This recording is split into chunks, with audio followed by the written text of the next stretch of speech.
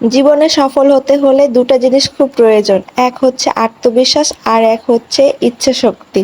আসসালামু আলাইকুম এভরিওয়ান, কেমন আছেন আপনারা? আশা করি সবাই ভালো আছেন। নিজের উপরে বিশ্বাস রেখে বসে পড়লাম থ্রি পিস কাটতে ইউটিউব দেখে। আমার প্রায় সব জামা কাপড় আমার আপুই বানিয়ে দিত অনেক সুন্দর করে, কিন্তু এখন আপু এক জায়গায় আমি এক জায়গায়। যাই হোক, আমার মায়ের খুব ইচ্ছে ছিল যেন আমি সেলাই মেশিনের কাজটা শিখি, বিশেষ করে যেন নিজের পোশাকটা নিজে বানাতে পারি। তার জন্য ইউটিউব দেখে আমি একটা থ্রি পিস কেটে ফেলি। যেহেতু আমাদের বাসায় সেলাই মেশিন আছে তাই আমার জন্য সেটা সহজ হয়ে গেছে, কিন্তু প্রথমে অনেক কষ্ট হচ্ছিল, সেলাই করতে পারছিলাম না। তবে আমি অনেক চেষ্টা করেছি, আর চেষ্টা কখনো বিফলে যায় না। তার জন্য শুধু প্রয়োজন অক্লান্ত পরিশ্রম, আত্মবিশ্বাস, ইচ্ছা শক্তি। আলহামদুলিল্লাহ আমি তা পেরেছি। আমার মা তো অনেক খুশি, আর আমারও অনেক ভালো লাগছিল। নিজে একাই কিছু করার আনন্দই বুঝি এটা।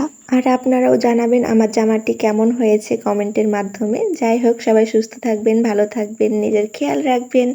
আল্লাহ হাফেজ।